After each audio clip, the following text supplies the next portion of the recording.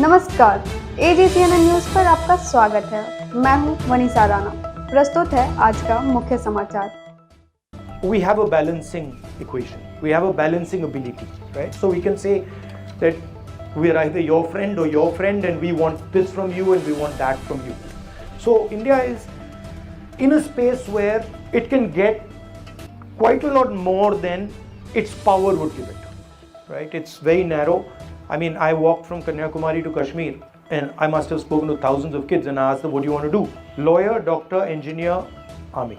It can't be that there are only 5 things to do in this. But that's what our education system is pushing.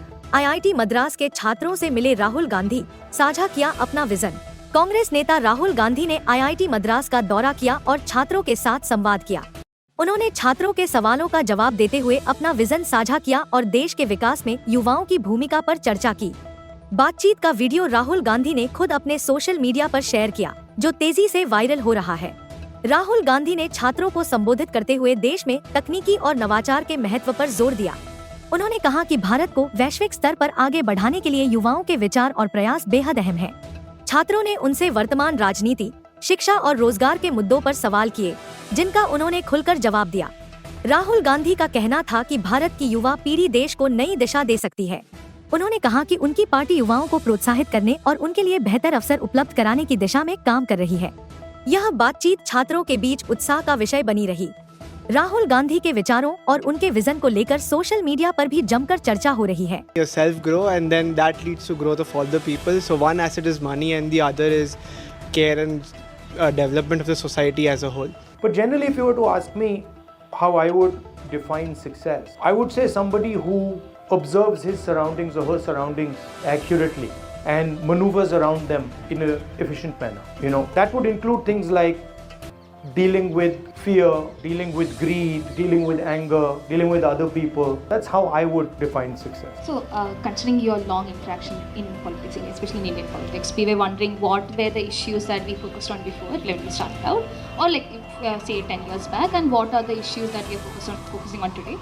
Or We, as in us, or me, or as the country? as the country, and also would like to we would like to know that what do you think that we should focus more on? What should be part of the national conversation? So, in the Congress and the UPA, we generally believe that the resources should be distributed more fairly. Growth should be wider. In the BJP, they are more aggressive on growth and they tend to believe that you can focus resources. They believe on what is in economic terms called trickle down. On the social front, we feel that the more harmonious society is, the less people are fighting, the better it is for the country. That would be, on the sort of social side. On the international relations front, probably be some differences with regards to the way we relate to other countries, but broadly it will be similar. Hello, sir.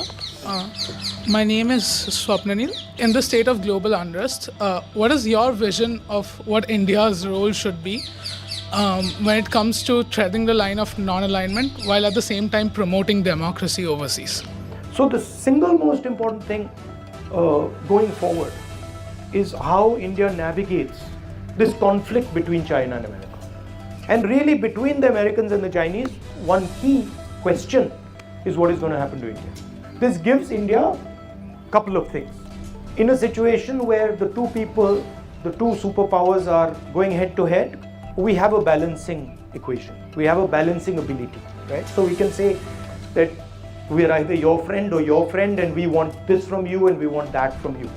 So India is in a space where it can get quite a lot more than its power would give it.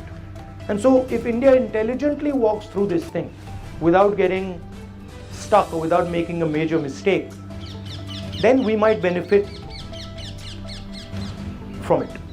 Namaskar, sir. Sir, your father, Honorable Sri Rahul Gandhi, founded Jawaharlal Nehru Vidyalaya, a pioneering step towards quality education for CBSE, especially in rural India.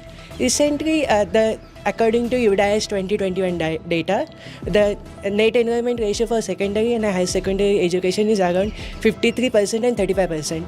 Additionally, our quality is not up to the required global standard. So what are your policies and what is Congress Party's vision to increase the enrollment rate and quality as well as accessibility to everyone for education? No, I feel that a country needs to guarantee quality education to its people. And I don't think that the best way to guarantee quality education to our people is to privatize everything. Because frankly, when you bring the sort of financial incentive into the game, you don't actually give a quality education. I mean, I've said this many times, the best institutions in our country are government institutions, yours being one of them, right? And so I argue for much more money being spent in education by governments. I also have serious problems with the way our education system is set up. I don't think our education system allows the imagination of our children to thrive. You might not agree with me, but I think it's a very restrictive system, top-down system, and I don't think it is broad enough, right? It's very narrow. I mean, I walked from Kanyakumari to Kashmir and I must have spoken to thousands of kids and I asked them, what do you want to do? Lawyer, doctor, engineer, army. It can't be that there are only 5 things to do in this. But that's what our education system is pushing. That, success, as we said, success as far as our education system is concerned is if you're an engineer or a doctor, or you join the IAS, IPS, or then you get into the forces. And really that's just going to be 1% of our population. Maximum 2. 90% of our population is never going to do this, right? So the whole thing is geared towards this 1 or 2% who are going to become engineers, doctors, and then poor fellows, when they don't succeed, then they are, they're depressed and they're upset that I couldn't make it. But really, it's impossible for 90% of India to become engineers and doctors, and it's not even required. I mean, it doesn't make sense.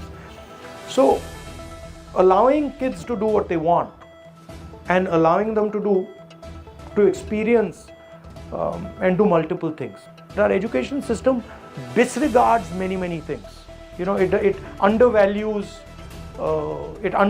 many professions, overvalues these 4 or 5 professions, and then tells everybody, "Bhai, yahi karna hai." So those are the type of things I would change. What is one of the few important things that you would like to see change in the Indian higher education system? In India, but what I remember in the classroom was there's a very clear hierarchy. There's the teacher and we are students. And that person has a role and we have a role. And that person is going to basically tell us what he knows.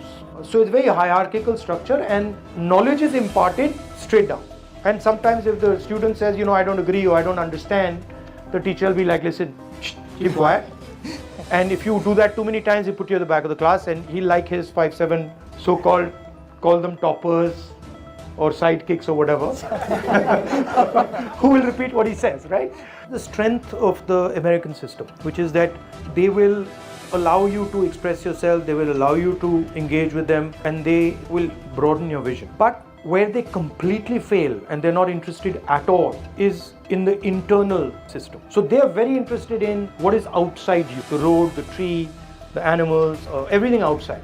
But inside, they're zero. Literally, they don't even have a concept of it. Whereas in India, we might not be so good at the outside, but we are pretty good. Especially our traditional systems are pretty good at introspection, looking inside, self-observation, right? And then we have certain basic principles here, ahimsa, truth, etc., that are very powerful but are not in our education system. Namaste sir, my name is Aman Mota. Sir, what is your vision about the research capabilities, especially in a research institute, considering there is a cut down in research fund and increase in the research consumer and in equipment, sir? In my view, innovation will come broadly from the act of production. The problem is that we are not actually producing. The innovation emerges from the act of production. Okay? So that's one problem. The second problem in India is that we don't respect labor. So we don't actually respect the act of production.